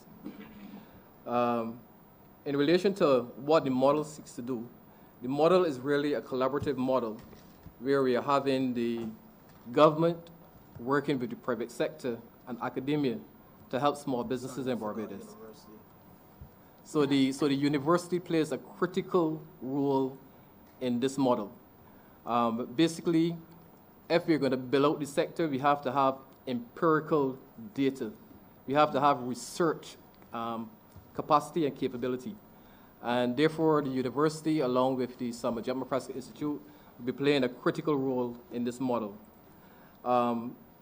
As the Minister would have indicated before, there are many challenges within the sector. And this framework where we collaborate, it therefore helps to mitigate a number of issues. Over the years, there have been a lot of duplication within the system. Persons have operated as separate silos, and this has created a lot of challenges. So the model seeks to pull all of these players together. Question was asked previously about the small businesses being unbankable. We are therefore seeing that with the training that is being involved in this model, we can help to mitigate some of those issues where then, through training, the small businesses can become bankable. As I think most of us would have known that for many of the small businesses, the owners want to be the accountants, they want to be the economists, they want to be everything within the small business, except doing what they're supposed to be doing. So the model, therefore, allows for the agencies to provide the type of business development services and hand-holding to these businesses so that the businesses do what they are supposed to do so that they're better able to, as it were, to become economically viable, and so on and so on. So the SBDC model, and I have some statistics here which would be interesting. We would have created over 2,900 jobs within the model. And the last one I would want to bring, there are a whole number of statistics. We would have linked out. This is for 2019 because the manager from the Fund Access would have given her some statistics before. But for 2019 alone, we would have trained over 2,000 persons. So I'm saying that the model is working, and as far as we are concerned, it is the way to go in terms of business development. We can no longer operate as separate silos. That model is long gone, and we must collaborate. Let me apologize to the University of the West Indies because key within the SBDC framework, when we are talking about innovation, I think the university, we have to, and I apologize for omitting the University of the West Indies because they are critical, they're a key member of the SBDC network. So my apology. Thank you very much. It is a very powerful model, I think, that can help deliver better service to our small businesses. You touched on another area that I had here as a question, and that's the issue of cooperatives. Cooperatives have been a challenge in our environment. It is a good model to help people work together and leverage their numbers to be able to achieve more. One of the challenges, I remember when I was at the SBA, we had started looking at the cooperative, but when we went and asked about what was needed to be done, the requirements were so much.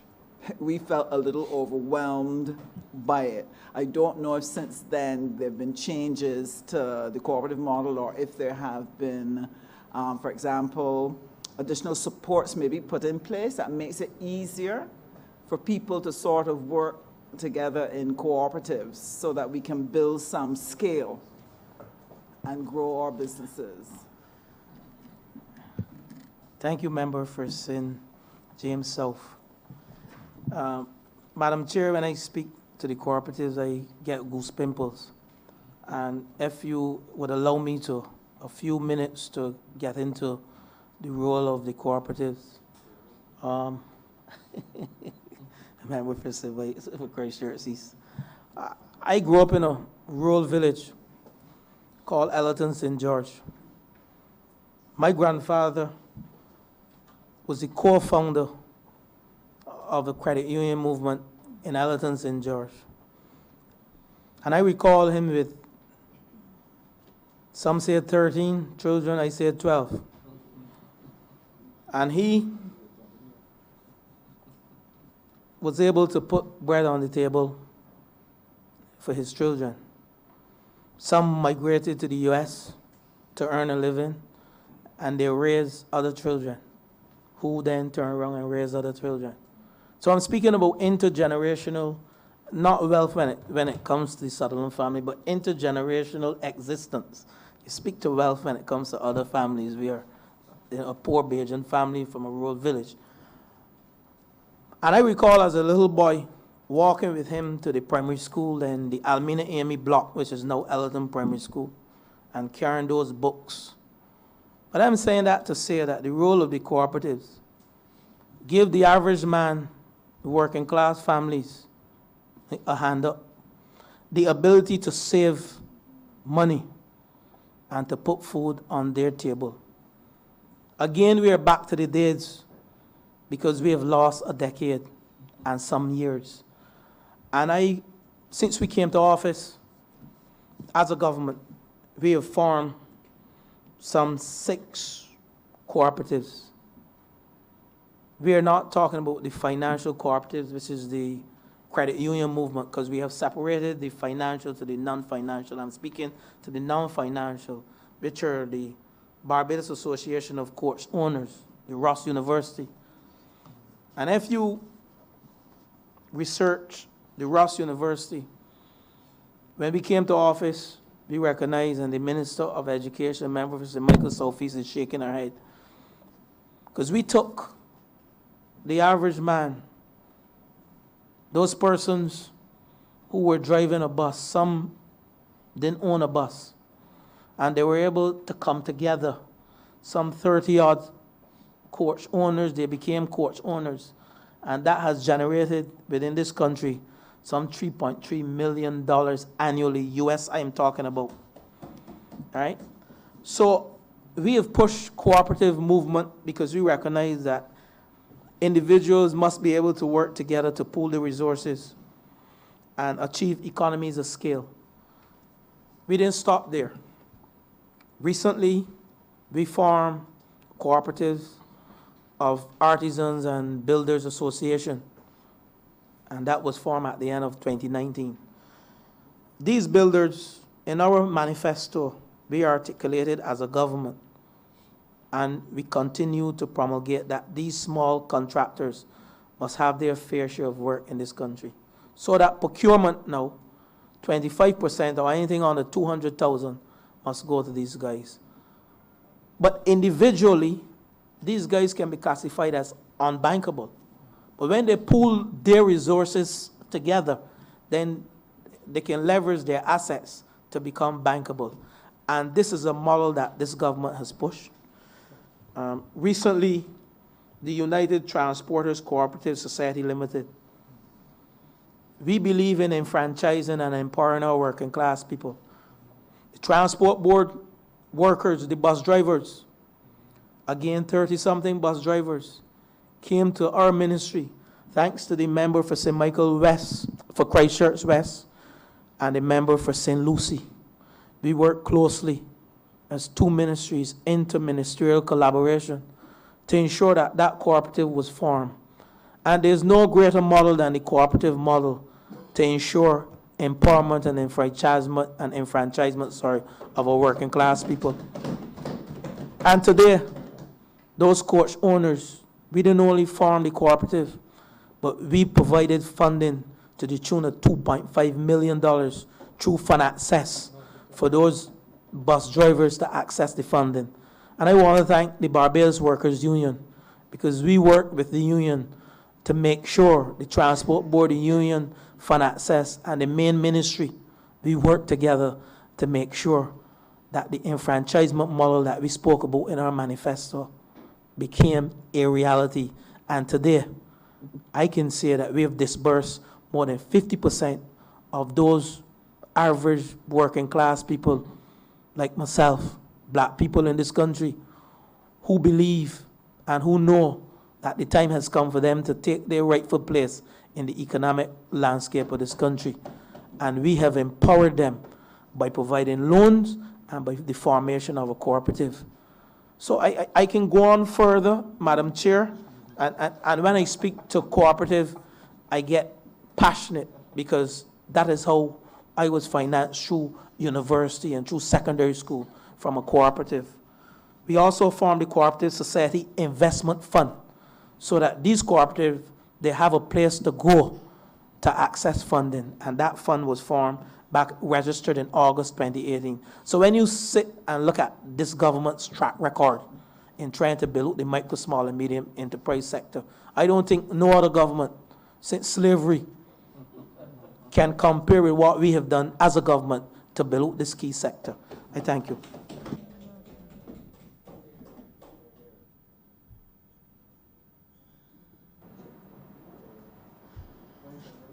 You have 2 minutes. You already killed 5 minutes.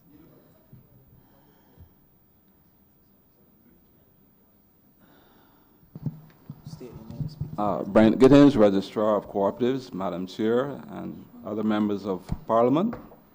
I too am very passionate about the cooperative movement, and I think that we at the Cooperatives Department believe that we are to help to build out the Barbadian economy, and a cooperative that I'm very passionate about, that is soon to be formed, will be the Barbados Sustainable Energy Cooperative Society Limited. And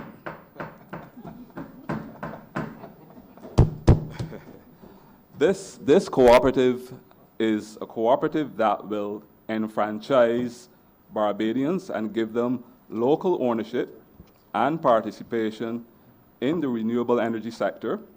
It is in line with the government's policy to move away from fossil fuel usage by the year 2030, and we believe it will create a sound platform through which an energy co-op can thrive, as well as empower and enfranchise Barbadians. Sometime in August last year, we were approached by the Ministry of Energy and Water Resources to look at the cooperative model with respect to forming this cooperative, And it fits very well into the cooperative principles and values of solidarity, equality, democracy, and one member, one vote. So we think that it is great business facilitation to form these cooperatives that will create wealth and also intergenerational wealth for Barbadians. And I would say it is much easier to form cooperatives now. You approach our department, we have a meeting with you, we will give you a concept paper that will help to guide you with your business plan. We will give you a model set of bylaws, and then we will also help you shape your bylaws. And then when you think you're ready, you come back to us, and once we go through your bylaws and your business plan, we will register you as a cooperative as long as everything is okay. Thank you very much. And the last question goes back to the issue of the ease of doing business. I believe your ministry is responsible within the wider grouping that is looking at the ease of doing business. You've been tasked with a number of things. I believe in your presentation you had shared about the issue of the liquor licenses, which is to help people, especially in crop over and entertainers, people who want to make some quick money, help make that easier. But I believe there are other things that you do under the ease of doing business, which is to help Barbados be able to be attractive as a place for investment, attractive and a place for locals to be comfortable doing business in this space. So I don't know if you have other things that you're doing, and if you could update us on your progress. Certainly, and the member for St. James, if there's one minister in this chamber for St. James South that is versed in small business, and I want to take this time and this moment to thank you for the support you have provided to me as a minister and also to my ministry. Right? The ease of doing business, and I mentioned the World Bank report. I think this is the 2018 or 2019 report, whereby we were ranked 94th out of 190 countries. And two of the areas that we are charged with in terms of improving the ease of doing business, other than the liquor license regime, are facilitating trade and also how well we resolve insolvency and bankruptcies. They're listed in the whole aspect of insolvency and bankruptcy is listed in the World Bank report. We were 34th out of the 190 countries. We dropped 1 to 35th. So you see how critical resolving insolvencies and bankruptcies are. Investors look at a country to gauge the investment climate. And indeed, that is one of the areas that we have been pushing in terms of making sure how fast we resolve these matters. And I'm going to ask shortly the supervisor of insolvency to take the place to my right. And thereafter her, I will ask the chief economist, who has the lead responsibility for trade facilitation, to take the chair after, so she can explain how we have been preparing for the electronic single window, which is also listed as one of the areas that the World Bank measure in terms of trade facilitation for us to implement. So I'll ask the Office for Supervisory Insolvency to come and shed some light on what we are doing to ensure that we go back, if not to 34th, but below, so that we can have a very good rating in terms of resolving insolvency and bankruptcy. Over to. Good evening, through you, Chair. Esther Springer, Supervisor of Insolvency. Our office began in 2018 to conduct stakeholder consultations for the purpose of determining how well our insolvency regime was functioning. Following feedback, we recognized that we had to update the existing legislation. We had to update the existing legislation to ensure that it aligns with international best practice. We also recognize that part of the problem with the current regime is the actual business processes. So while the Act, there are certain areas that we intend to improve, to strengthen, to allow small businesses to access post-commencement financing, allowing individuals to make proposals to creditors. We also recognize that the challenge in terms of the delay in resolving these matters lay in the actual business processes. We're currently doing the Barbados Insolvency Law Project, which will allow us to basically, again, engage with our stakeholders to see what issues that they're having. We recognize that part of the issues, the challenges we had were with other agencies under another ministry's portfolio. We are currently working with them to map the business processes and look to see how we can improve. One of the challenges, of course, as the minister would have spoken to earlier, was the delays in the court system. We recognize now with the implementation of a commercial court, we should see some improvement. We're already starting to see the treatment. The area is not one that is considered to be very attractive, but it is very important. The insolvency of one individual or one company can actually trigger the insolvency of another, so that if we do not address the particular challenges, it can have implications for the economy. So we are working to strengthen not only the legal framework, but the operational framework that underpins. And we believe that in doing so, we should see a vast improvement, notwithstanding that we dropped one in the rankings in the last assessment. Our scores actually improved. So we recognize that we would have had the Barbados Reform Note, where the World Bank would have spoken to some areas where we can improve. We are also looking to improve those as well, so that we can improve our ranking in the area of resolving insolvency. Let me just add, we have found coming to the ministry, and I will let Ms. Springer speak further on it. We found a number of small businesses coming in to file for bankruptcy, and some are even sole practitioners. But what the program speaks to is the whole aspect of dealing with debt. And I will want her to expand on the dealing with debt program. And the Office of Supervisory of Insolvency is not just about bankruptcy and insolvency. We see our primary focus as saving businesses in this country. Gone are the days when you come to the ministry when you're bankrupt. You come to the ministry and you say to us, we are having challenges paying our creditors. Then we would appoint some of the accountants, and I want at this stage to thank those accountants who have volunteered their services to address some of the small businesses in terms of dealing with that. And once we carry on this program, we can see a number of our businesses remaining as going concerns in this country. But I will let her get into the details, Mrs. Springer, on the dealing with that program, because I think it is worthwhile to explain to the public and the small businesses. You don't only come to us when your head is down or when it's too late. Thank you, Member for Christchurch East. In 2019, our department would have launched the Dealing with Debt program, and it actually was a program birthed out of necessity. What we were finding is that we were having it started off to deal specifically with individuals. We were having a number of individuals coming who wanted to file for bankruptcy. But as we did an assessment of their finances, we recognized it wasn't necessarily that they needed to file for bankruptcy. What they really needed was someone to help them to do debt restructuring, debt counseling. What we did, we reached out to our licensed trustees and some accountants, and they very graciously offered to assist. It is a volunteer program right now, and in exchange, we will provide the logistical support in terms of making sure they fill out the templates, we go through the counseling, we set up the meetings with the accountants, who then will go through with those individuals.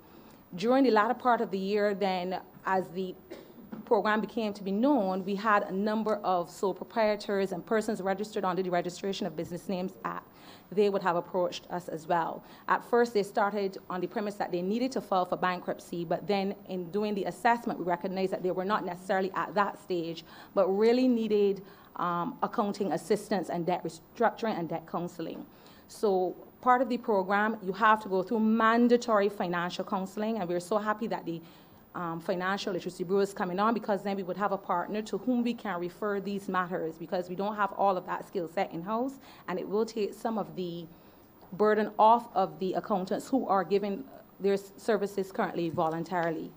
The program is aimed at restoring our people to a state of solvency, and not necessarily, where we see that the business is still viable, then they will qualify for the program. It is only in the circumstance where we recognize that it is at its life end and necessary. That's not necessarily a bad thing, because in the market we need to be able to ensure that persons don't continue to trade while insolvent. As I said, the insolvency of one can trigger the insolvency of another.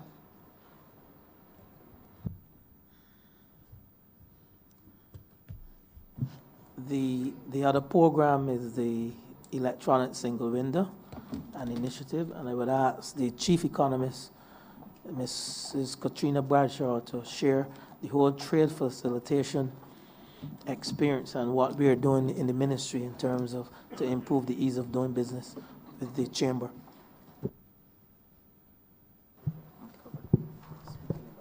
Good evening, Madam Chair, members of Parliament. Good evening. My name is Katrina Bradshaw, Chief Economist in the Ministry. And I will just emphasize, as our Minister indicated, that one of our mandates is to facilitate trade and business facilitation, a very matter that is very close and dear to our hearts. We have a National Steering Committee, which is chaired by the Ministry, that has responsibility for overseeing trade reforms. And we would have been robustly engaged in a lot of discussion and plans as it relates to how we can advance and improve our ranking as a country as it relates to facilitating the ease of doing business. And out of that process, we would have devised a roadmap in 2019 to the period 2023, as well as devised and identified a number of areas where we need technical assistance. And we look forward to coming this financial year to be working closely with key stakeholders, as well as the Ministries of Finance and the Division of Economic Affairs in making some progress in these areas.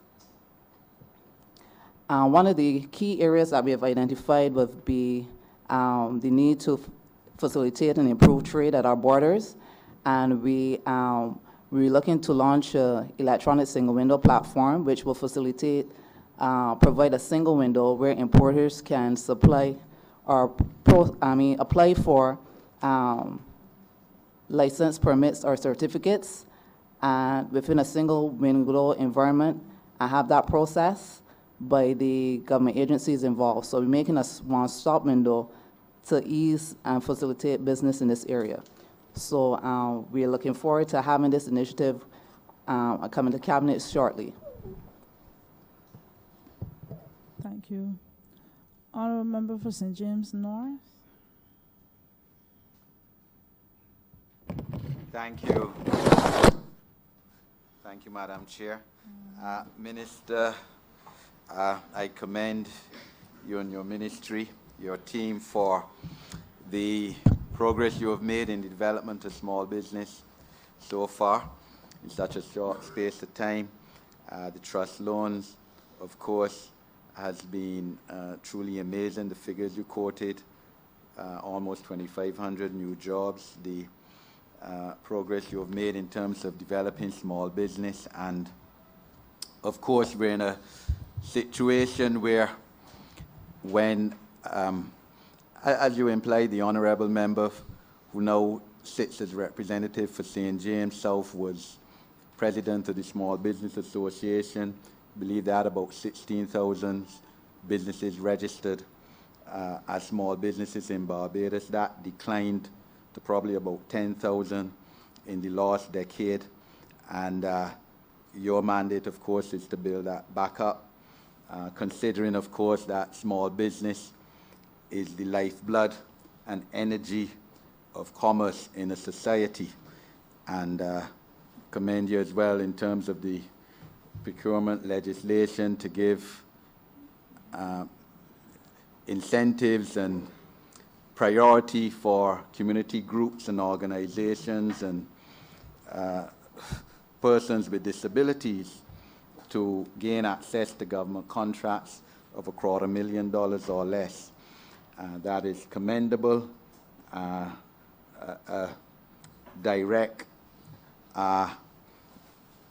removal, essentially, of the policy of the last government to place contracts, government contracts, in the hands of a handful or less of people of big capital in Barbados, and a commitment to this government's policy to enfranchise people who have been traditionally disadvantaged from the commercial sector in Barbados. And we will all support you. Your mandate, of course, revolves around many ministries, whether it's education, home affairs, international business, etc. But I want to give you the opportunity, Honourable Member, to speak in terms of the Consumer Claims Tribunal and the progress that has been made in that regard under your ministerial mandate so far. Consumer Claims Tribunal, of course, being a legacy of the Honourable Member for St. Michael North when he was Minister in his first calling under the last Barbados Labour Party administration, bringing in a whole suite of consumer legislation, and he will stand out, of course, if for nothing else, because of that legacy. And I of course, had the privilege to sit on the Consumer Claims Tribunal, the first one that they ever had for 6 years. And just to allow you, Minister, the opportunity to give a report on Consumer Claims Tribunal. Thank you, Member for St. James North.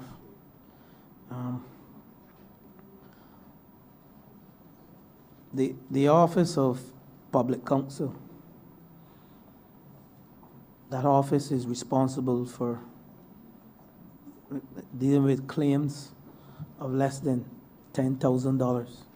Any claim as it relates to businesses, whether sole proprietor or otherwise. So we don't go to the law courts. We basically have a tribunal. The tribunal is made up of 5 persons. And when we came to office, and I guess the Honourable Member, in talking to him, and I guess he wants me to let the public know, and I want to thank you for raising it so that it's not lost. I will ask Mr. Leach to come forward when I'm finished to discuss some of the challenges. But we came to office in 2018. We found a backlog of cases, over 300. And I'm proud to report that we cleared that backlog within a year and a half. And I want to congratulate the tribunal, which is headed by QC Fiona Hines and her team, and also the staff of Public Counsel. Mr. Roger Barker, who is now moved on, who is the head of Public Counsel, is now within the Attorney General Chambers. And we have a new head of the Public Counsel, which is Mr. Blackman, who's here with us. But in all fairness, Mr. Blackman is only 3 weeks on the job, so I wouldn't put Mr. Blackman on the spot. But we have a challenge with enforcement in that we have some sole practitioners and some businesses. You know, it is a saying that they're trying to say that the tribunal has no teeth, in that when you send a summons out to these young persons or these business persons, don't let me use young because they are of all ages, you know, they would frown upon the summons issued by the tribunal. And within the legislation, I think the registrar and also the marshals currently, they're the ones issuing the summons. But here to say, we have been meeting weekly to resolve the issues. We know we have a challenge in terms of enforcement, but I have seen a tremendous improvement in the Office of Public Counsel as it relates to the function of the tribunal. And I would want to, again, to congratulate them and to say to the businesses, you know, when a summons reaches you as a business person, you know, we would like you to come and sit down with the tribunal. It's not a punitive tribunal. We look at ways in which we can resolve matters amicably without going to the law courts. And that's the whole business, because we recognize that small businesses have challenges. Someone may sell some windows and give some specs of some windows, and when the person purchased the windows, they realize that the windows are not what they would have originally been quoted or not what they purchased. Those matters will come to the tribunal. And indeed, we would like the small businesses, I'm appealing to you, when you get a summons, it's not a summons to go to jail, it's a summons to come and sit with the tribunal and the Office of Public Counsel to get the matter resolved amicably. But I will hand over to Mr. Leach and allow Mr. Leach, who is one of the senior officers within the Office of Public Counsel, to go through some of the challenges and what we're doing to address some of these challenges. Good afternoon, members of Parliament, Madam Chair. Paul Leach, Investigations Officer, Office of Public Counsel. Just to add to what the Minister would have shared, the office has indeed, in fact, been able to reduce a serious backlog that would have existed, and I would not go into the reasons why that backlog would have come into play. Suffice to say that for quite some time, the office was without a full staff complement. We are now up to full staff complement, and we have been able to reduce that backlog, put in that full staff complement to effective use. One of the biggest challenges that we are facing right now is that the public is not fully aware of the role and function of the Office of Public Counsel. As the Minister would have said, while it sits as a tribunal having the powers of a magistrate's court within the civil jurisdiction, the Office of Public Counsel is not a punitive agency. We work hand in hand with the Consumer Claims Tribunal, and matters will only go to the tribunal when they have not been able, when we in the Office of Public Counsel have not been able to negotiate a settlement. So, as the Minister said, we are not punitive, but we are here to facilitate a smooth interaction between consumers and suppliers as it relates to the purchase of goods and services.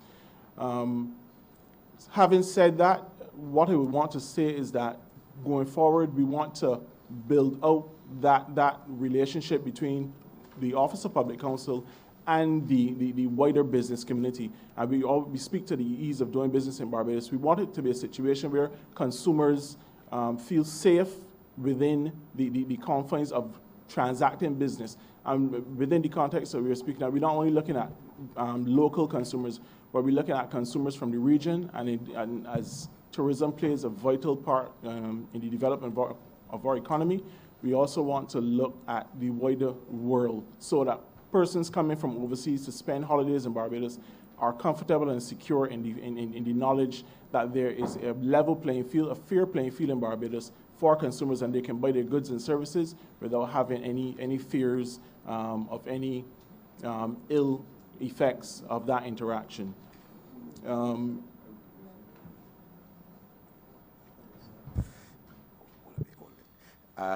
Thank you. Minister, I want to address the issue of the vending policy of the government, of your ministry, and of course, decriminalization of vending is a major issue of the Cabinet of Barbados. We know that criminalization of vending was used by colonial parliament of this country to essentially hinder and obstruct development of black people in this country. And giving you the opportunity, honorable member, to speak towards the initiatives that are being established and to move towards legislation in terms of decriminalization of vending, and as to whether there has been agreement in principle to expunge the records of those persons who have been convicted in the past for vending. Thank you, Member for St. James North. Madam Chair, the member spoke to vending, and I would want to use the word vending has been highly stigmatized in this country. The stigma attached to vending dates back from slavery. And if we do our research, back in the 1600s, the history of the slavery and the struggles of black people on the plantation to be enfranchised, those working class women, and I want to pause at this time to recognize Women's International Day, which was celebrated yesterday, to the women in this chamber and to the women in the constituencies and around Barbados. Because vending started with women. Those women who back in the 1600s, took the produce from the plantation and they sold it to earn a living, and all legislation from the plantocracy days sought to make it a criminal offense. And we are now looking at outdated legislation. Where vending is addressed is in the Market and Slaughterhouse Act, which is managed primarily by the Ministry of Agriculture. And we are now charged as a Ministry of Small Business, Entrepreneurship and Commerce to come up with a comprehensive vending policy that speaks to vending in a modern Barbados. And when we travel through the Caribbean and all over the world, we see vending people with artfully decorated carts. And indeed, people are not running when a police arrive. And the offenses for vending are not criminal. So, member for St. James North, we are at this stage seeking to decriminalize vending through a policy initiative.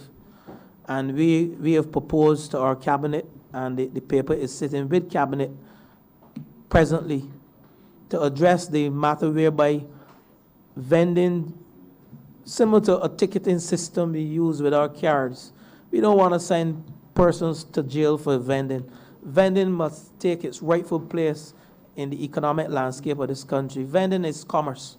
Back in the days of the Huskrin, people in town would have come from the country and urban Barbados to sell okras and to sell yam and addos and stuff. Why, if you are vending in an area that you shouldn't be vending in, I don't want to say illegally, I mean, there can be ticketing systems for those persons who ply their trade. And we as a ministry and as a government, and the Prime Minister, I want to congratulate the Prime Minister. It's the first time I'm calling her name. But decriminalizing vending, the member for St. Michael Northeast is passionate about it. And indeed, she has been justifiably on my case, and I want to thank her, to ensure that we get a comprehensive vending policy and new legislation to bring to book this year, in the year 2020-2021, to allow vendors in this country to take its rightful place in the economic landscape of this country. Member for St. James North, the whole aspect of the expungement that has been articulated in the draft that I have here in terms of vending and some of the matters that we would be looking at, and in terms of the decriminalization, the expungement of the records previously charged or imprisoned, the establishment of a ticketing or other penalty system for offenders who may contravene the relevant regulations or sections of the proposed act as specified by the act, the non-sale of alcohol by vendors in vending spaces, facilitation of regulation of all types for the vending, and the rights and obligation of vendors. Vendors have rights. Those are just some of the areas that we'll be discussing at our cabinet that we have proposed as a ministry to bring some respectability to vendors. And those who are listening out there, You will see us removing the National Insurance Building and the Prime Minister, creating a space for vending, that aspect of Bridgetown. But we have to go beyond Bridgetown as well. And I compliment her for it. And our ministry is working closely with the Ministry of Agriculture, the Ministry of Food and Fisheries, interministerial collaboration. But I want to go to the vendors on the highway, those coconut vendors. When you travel, you see the coconut vendors within Trinidad and other Caribbean territories vending, and at the end of the day, you don't see the place looking untidy. They wear their shirts, and to demonstrate that they indeed have a stake in this development of Barbados, and in those countries they do. So we will go to artfully decorated, find the space on the highway, safe places that these vendors, these coconut vendors can vend. We are not stopping there. We will educate our vendors. We will create the necessary forum whereby the vendors, not only within this act, but we will put in it that vendors must indeed spend some hours indeed going through how legitimate vending ought to be, and with the whole aspect of respect and the whole aspect of taking care of the environment. The verdict is out as to whether those vendors who are within the market spaces, now we are discussing that aspect, because some of those vendors have been regulated, they are regulated, and they have a pretty good regime. But we now have to clean up our markets, paint them, make it look a place that these workers, when they come to vend, they're happy. When I did my walkthrough with the ministry, some of the vendors within the Bridgetown setting, just beyond Parliament, to the north of Parliament, no, to the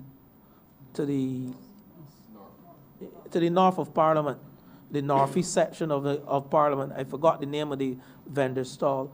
All they requested, Palmetto Square, thank you. All they requested was for us to give them the level of respect that is due to them. Paint up the place. Make it a place that people would want to come, the tourists would want to come and vend. So this legislation, member for St. James North, speaks to not only decriminalizing and expunging, but speak to the whole asset, the asset place, to clean up and make it tidy, and making it a place that tourists feel welcome. Tourists and Bajans, of course, we cannot forget our own. Thank you, member. For Christchurch East is in tune. Chairman,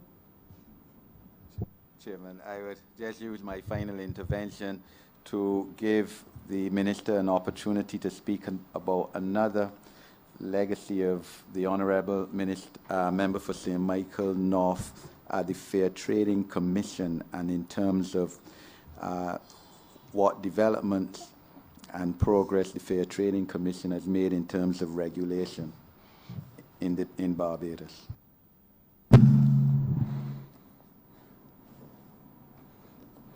Madam Chair, thank you again, member for St. James North.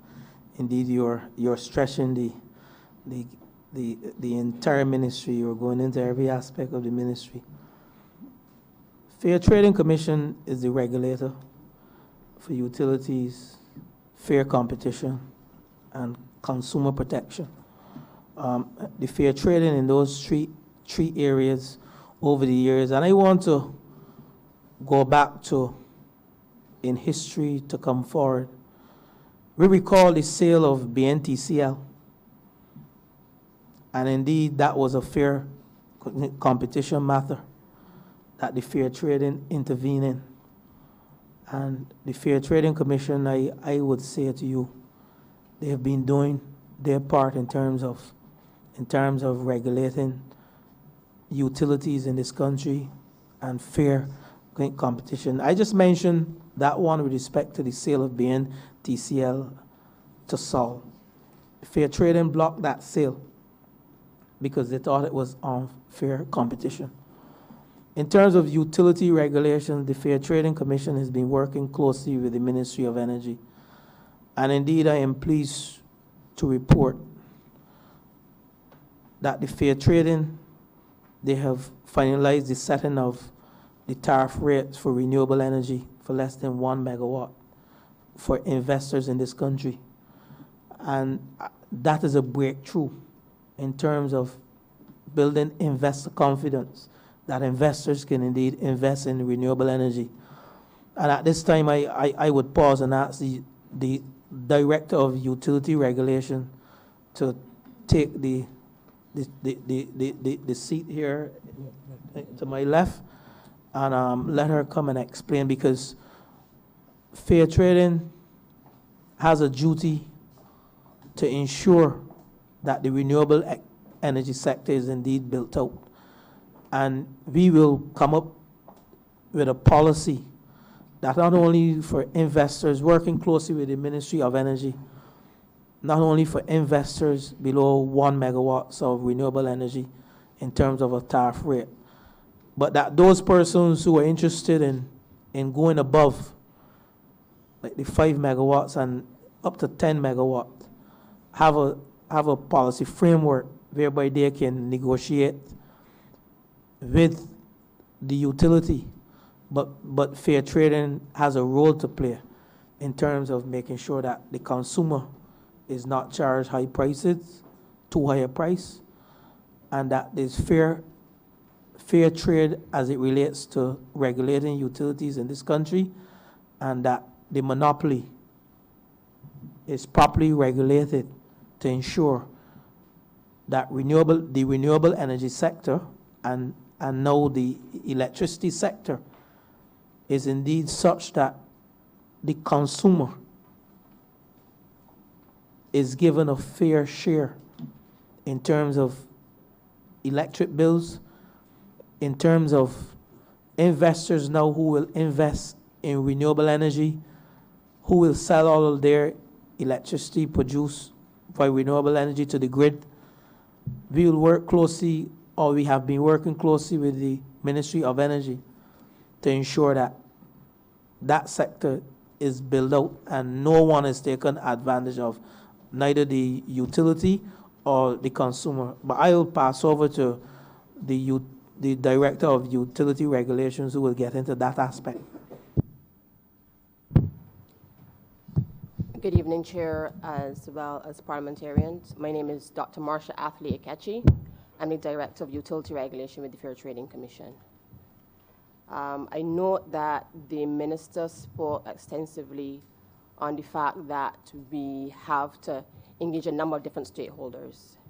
And that is indeed true, because oftentimes when we speak of utility regulations, persons tend to think that we are a consumer advocate, which is not what we are. We have to balance the interests of three entities: government with their policies, we have to balance the interests of investors, and we also have to balance the interests of the consumer.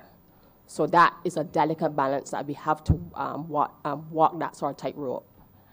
In terms of renewable energy and what we have done thus far, the Minister would have spoken about the decision up to 1 megawatt and the feed-in tariff scheme that we have developed to that point.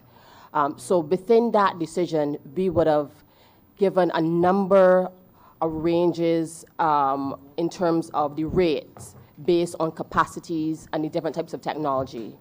And that would allow for investors to have a contract knowing full well what their rate will be for a 20-year period. That offers certainty to the investor, whether it is a local investor or international one. In doing so, that provides a level of ease for any financier. With that, we expect that over the medium to long term, we would see a reduction in the cost of capital as associated with renewable energy projects. Beyond that, the Prime Minister has given us a mandate to look at developing feed-in tariffs for systems between 1 and 5 megawatts. That is definitely on the table for us. What is holding that back at this point is an amendment to the Utilities Regulation Act, and as well a concomitant amendment with the Fair Trading Commission Act. But we would hope to see those things happen within short order, because we know that we are assiduously working on those two things with CPC. So the 1 to 5 megawatt would allow for players that are with a bigger scale to come in and get in on the action. One of the critical things that we are sort of proud of is the fact that we've incorporated a community shared scheme that allows for the average Barbadian to pull together their resources to be able to get into this energy space. It speaks to what was the government's objective of democratizing the energy space, and that is one mechanism to do that.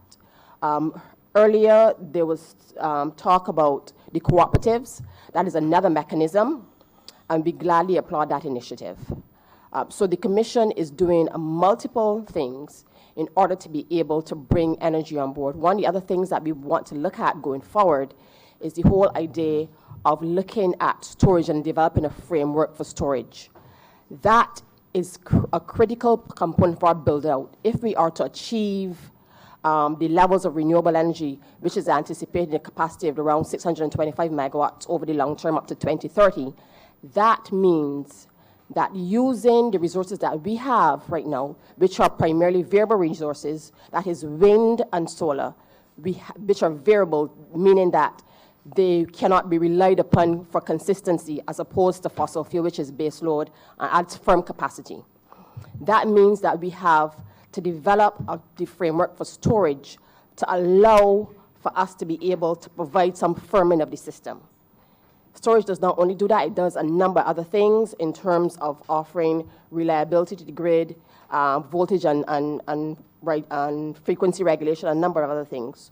So we have to develop that, not only in terms of providing energy, but understanding the various uses of storage and being able to value them accordingly. That is critical for how we go forward.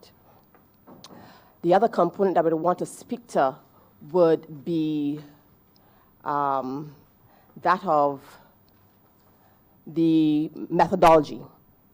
How do we go, because we're about to issue a decision up to 5 megawatts, but we have to then go beyond that to look at the larger capacities. What methodology would be employed at those higher levels? There are two schools of thought, one being continue with the feed-in tariff mechanism, in which case the Commission, the onus is completely on the Commission to understand all the inputs and be able to develop a cost associated with that or a tariff. While on the other hand, if you go the route of competitive procurement, which is the preferred option internationally now based on best practice, then that allows for more of an auction type system where persons bid based on what is a viable business plan for them. Doing that allows persons to be closer to their marginal cost of operation, and you get lower cost that way. That is the model that the Commission is proposing to go, but a determination has to be made on that. I'll break to see if there are any more questions.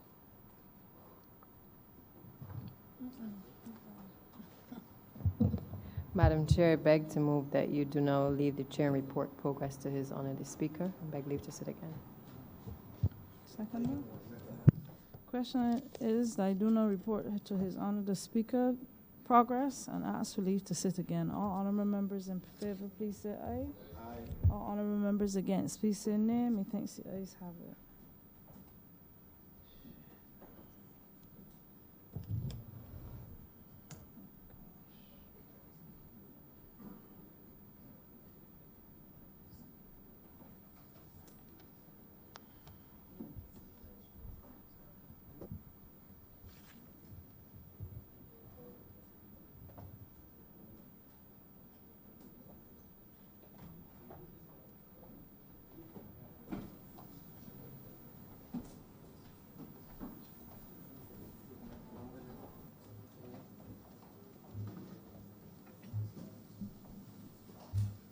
The chairman has reported progress and requests leave to sit again.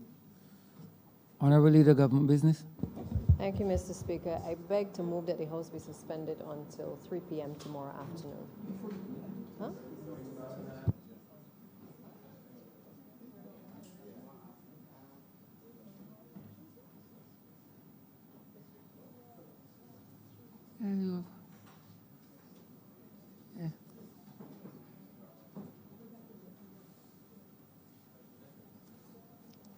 Honorable Leader, Government Business.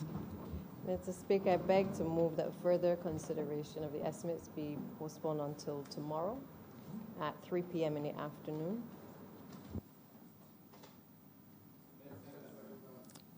The question is that further consideration and debate be postponed until tomorrow at 3 p.m. All those honorable members in favor, please say aye. Those against, please say no. Me think the ayes have it. Further consideration is postponed until 3 p.m. tomorrow.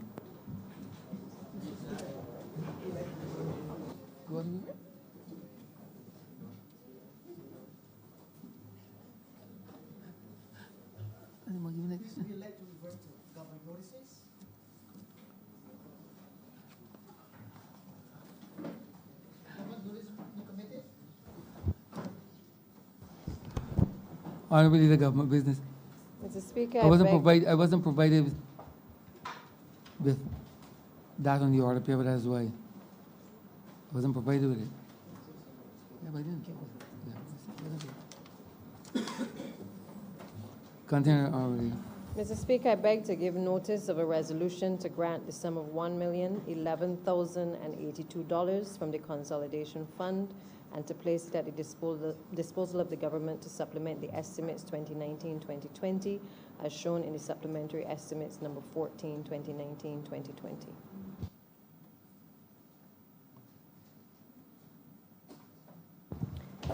I now beg, Mr. Speaker, to move the suspension of the sitting until 3 p.m. tomorrow.